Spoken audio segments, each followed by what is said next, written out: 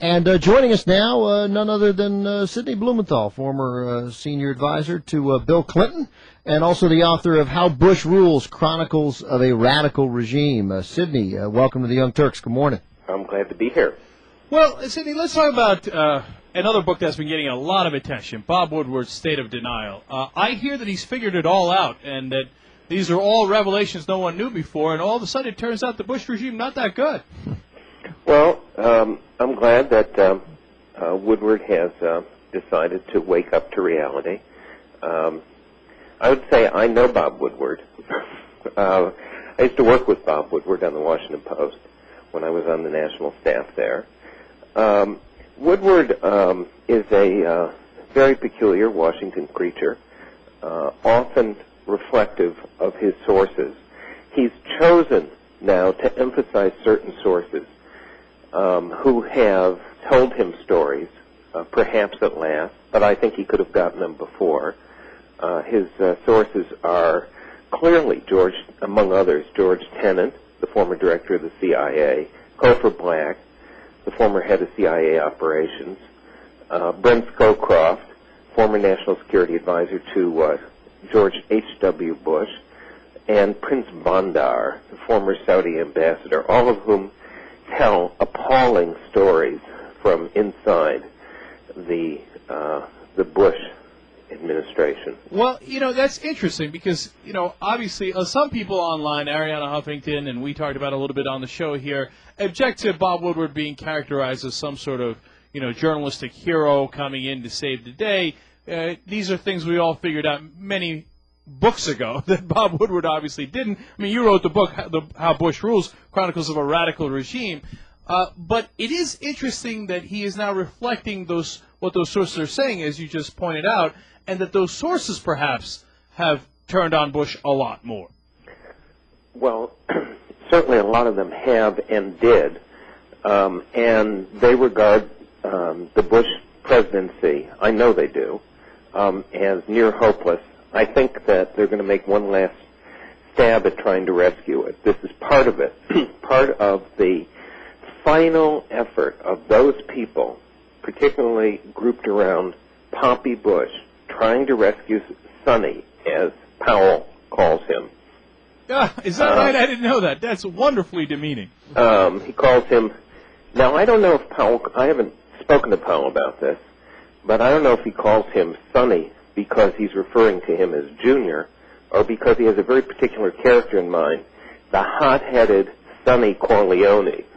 From Godfather, right? Yeah, from The Godfather, who gets himself blasted away because of his aggressive, arrogant, foolish behavior. Right, because he's blustering. But this is what the Woodward book must be interpreted as part of those people close to Poppy Bush trying a last gesture to save Sonny. And, Jim Baker's out there with his Iraq group. Jim Baker, former Secretary of State under Poppy. Brent Scowcroft sourcing away to Woodward. Now, does Woodward know this? Well, he certainly doesn't report it because he doesn't. The one thing about Woodward is he never recognizes the forest he's in.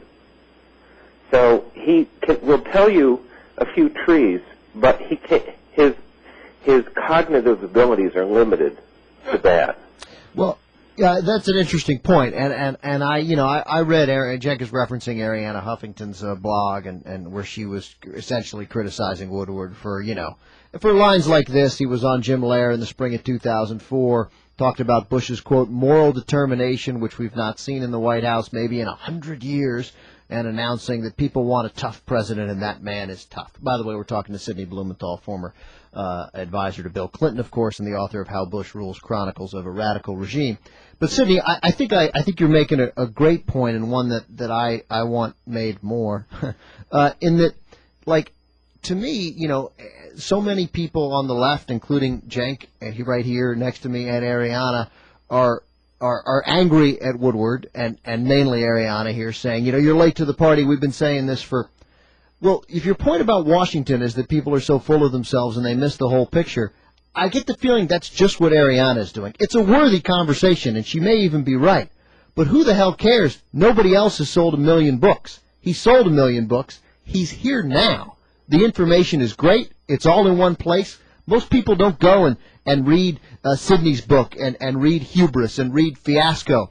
And here it is, selling like crazy and making headlines. And it doesn't matter if he's late to the party. Well, I think it's fine that Woodward at last has, reversed course. He's written 3 books. The first 2 books are amazing puff pieces for the most part. There's no explanation, no understanding, no rationale of how the people in the first 2 books could wind up to be the people in the last book. And Woodward doesn't tell us the meaning. For example, as I write in How Bush Rules, Bush is a radical president. What does that mean? He's trying to concentrate unaccountable power in the executive. His torture policy is a prime illustration of it, in which, as commander-in-chief, he can make any law he wishes. In a way, he's pursuing torture not because he seeks to get intelligence, because nobody in the intelligence community or in the military believes you get good intelligence at all. You only get tainted intelligence through torture. What is Bush trying to do? He's trying to create a certain kind of presidency. That's certainly what Cheney's trying to do, and Cheney is in control of this particular issue and much of this presidency. This is what Woodward misses, is an understanding of the presidency. Woodward presents himself as the ultimately knowledgeable Washington journalist, yet he really does not understand how Washington truly works. He is the highest end of gossip columnist. Now that's Sidney, let me interrupt there for a second and ask you this, because that's a really interesting point. We're talking to Sidney Blumenthal. He's a former senior advisor to President Clinton and clearly understands how Washington works. So I take this book as a bellwether for how the Washington mainstream conventional wisdom is. Absolutely. This is Woodward is the swingometer. He is the barometer of establishment conventional wisdom. Now, but if that's true, and I think that really is, that's my sense of really what's happened here, then perhaps that is what Washington is. That is how it works. It's full of a lot of people who, do puff pieces, don't really understand what's happening behind the scenes, and then we get the conventional wisdom that we do. Well, that's a lot of what goes on. But it's not all that goes on. Sidney. No. It's,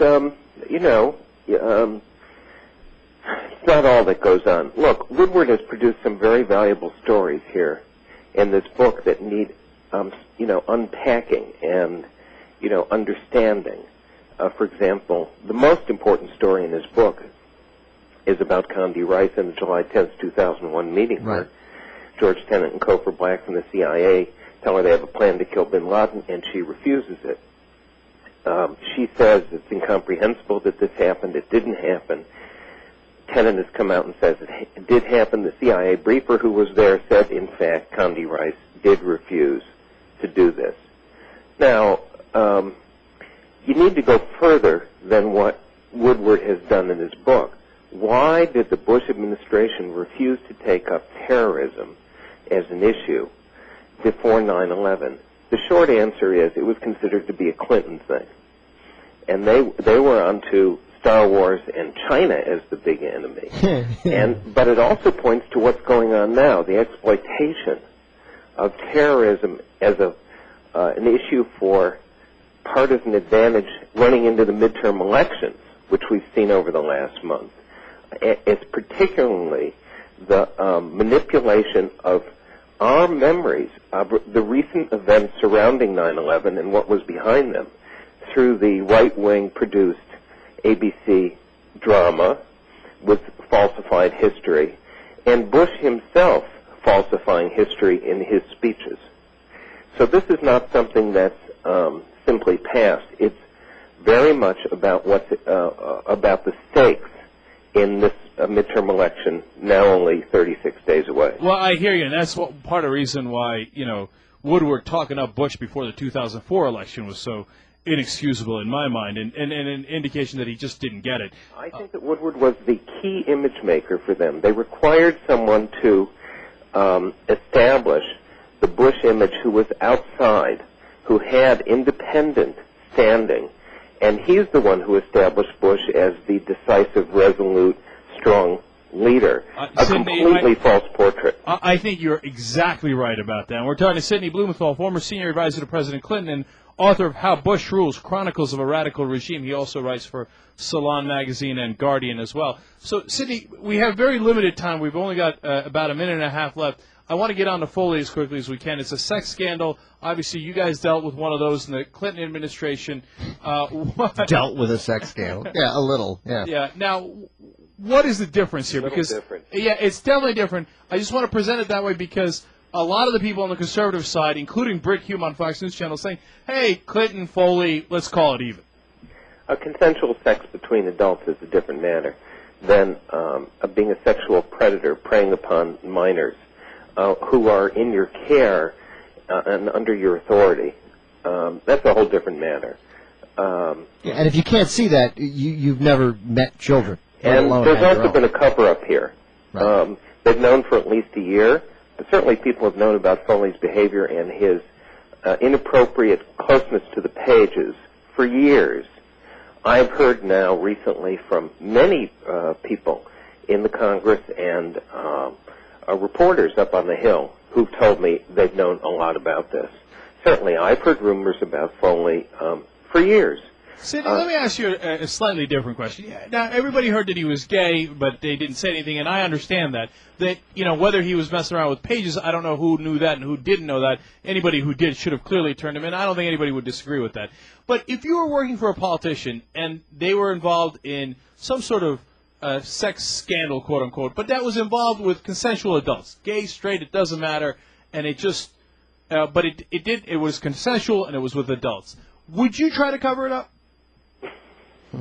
Would I try and cover it up? Yeah. Would you be part of you know, my general view about people I know is that their private business is their private business. And I try not to get in the middle of whatever people are involved in.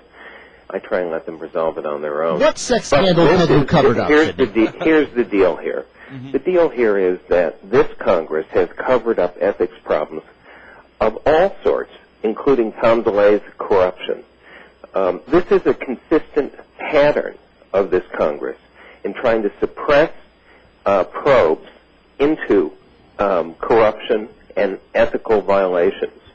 And it's been going on for years. This is the cover-up Congress. Well, it's no question it's the cover-up Congress. It's the and it's the you know, and there's been scandal after scandal and significant evidence of significant corruption. But it's interesting that and not that people didn't pay attention to Tom DeLay or Duke Cunningham or and DeLay and the Abramoff scandal, but this has obviously resonated more. It's pretty obvious why, but it's also a little frustrating that you can sort of blunder and mislead or outright lie your way into a war we didn't need to fight and cost nearly 3,000 Americans their lives and between 40 and 150,000 Iraqis their lives, and you can not catch Osama bin Laden. And the one thing that may actually cost the Republicans in November the most is going to be this Foley story. Is that just the way politics works? Do you've been on the inside? Does that frustrate you? Well, I think people are deeply upset about Iraq. If you look at the latest set of poll numbers from NBC, people are very, very upset and getting more upset about Iraq. I think that is the chief driving force behind the voters' disquiet with Republican one-party rule. You think that will be the big issue in November? Not I think Foley. it is. Well, that's encouraging. Foley is an issue that will tip many races that are on the margin, potentially. I think it points to the utter corruption and incompetence of this Congress that is now more concerned with covering themselves up than in doing the public's business. I think that's exactly right. Sidney Blumenthal, author of How Bush Rules, Chronicles of a Radical Regime. Everybody check it out. Thank you so much for joining us on the Young Turks this morning. My pleasure. All right. Thank you, Sidney.